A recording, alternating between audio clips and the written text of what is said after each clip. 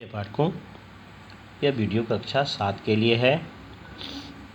Video के इस भाग में संख्यावाचक शब्दों को जानेंगे तथा इसके पश्चात हम लोग कुछ अव्यय शब्दों को भी जानेंगे।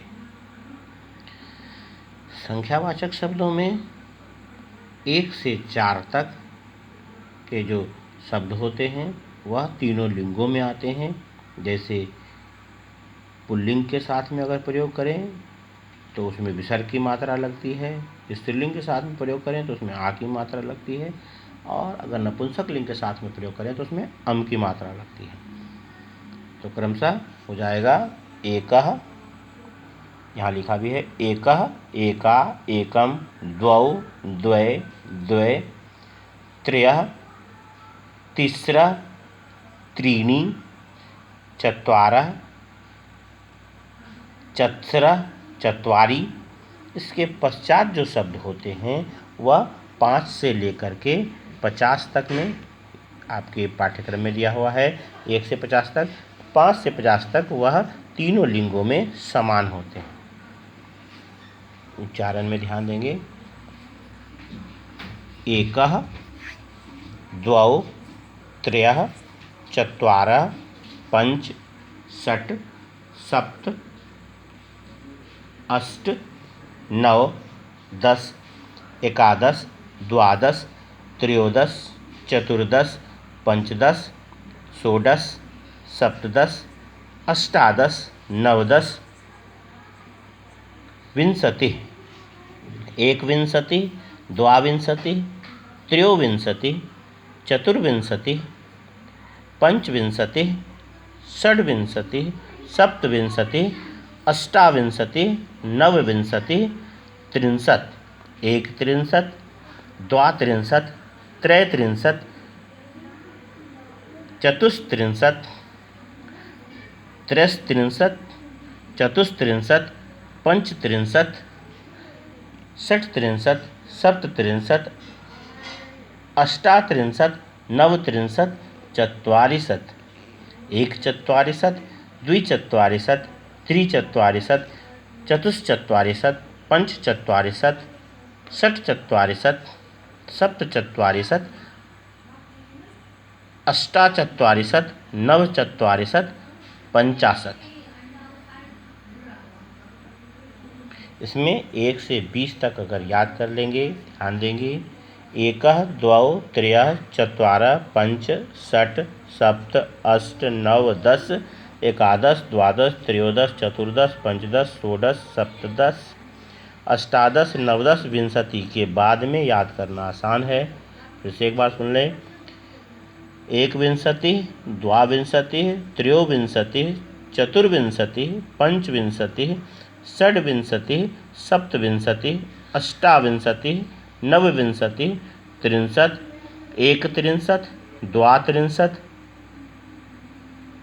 त्रयस्त्रिंशत्, चतुस्त्रिंशत्, पंचत्रिंशत्, षड्त्रिंशत्, सप्तत्रिंशत्, अष्टात्रिंशत्, नवत्रिंशत्, चत्वारिंशत्, एकचत्वारिंशत्, द्विचत्वारिंशत्, त्रिचत्वारिंशत्, चतुश्चत्वारिंशत्, पंचचत्वारिंशत्, षट्चत्वारिंशत्, सप्तचत्वारिंशत्, अष्टाचत्वारिंशत्, नवचत्वारिंशत् और 50। इस आधार पर इसका उच्चारण करेंगे और नीचे इसके अभ्यास को उचित और सही शब्दों से भरेंगे। इसके पश्चात है आपका अव्यय शब्द। अव्यय शब्द वे शब्द होते हैं जो लिंग, वचन, काल आदि के आधार पर यह कभी भी किसी भी रूप में नहीं बदलते और यह सभी स्थितियों में समान होते हैं। उसे अव्यय शब्द कहते हैं। हिंदी में इसे अविकारी शब्द के नाम से भी जाना जाता है। संस्कृत में उन्हीं शब्दों को अव्यय शब्द कहते हैं। जैसे अंतः, जिसका अर्थ होता है अंदर, बहिः, जिसका अर्थ होता है बाहर, अधः का अर्थ होता है नीचे, ऊपरी का अर्थ होता है ऊपर, उच्चय का अर्थ होता है ऊंचे, निश्चय का अर्थ होता है नीचे, कदापि का अर्थ होता है कभी, पुनः का अर्थ होता है फिर, स्नेह का अर्थ होता है धीरे, अद्य का अर्थ होता है आज, स्वः का अर्थ होता है आने वाला कल, ह्यः का अर्थ होता है बीता हुआ कल, प्रातः का अर्थ होता है सुबह और सायं का अर्थ होता है शाम। ये सब आपके पुस्तक में दिया हुआ है। इसके साथ ही एक उदाहरण भी दिया हुआ है प्रयोग के लिए। मूषका बिलस्य अंतः प्रविशति। अंतः ग्रामात् बहिः नदी बहती। बहती ग्रामात् बहिः नदी बहती। पंचमी विभक्ति के शब्द के साथ में बही का प्रयोग होता है। पथिका वृक्षस्य अधः तिष्ठति।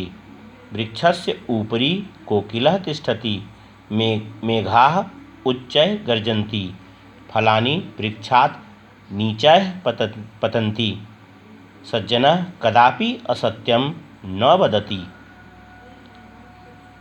छात्रः श्लोकं पुनः पठति। कच्छपः शनैः चलति। अद्य सोमवासरः अस्ति। श्वः मंगलवासरः भविष्यति। ह्यः रविवासरः आसीत्। अहं प्रातः विद्यालयं गच्छामि। बालकाः सायं खेलन्ति।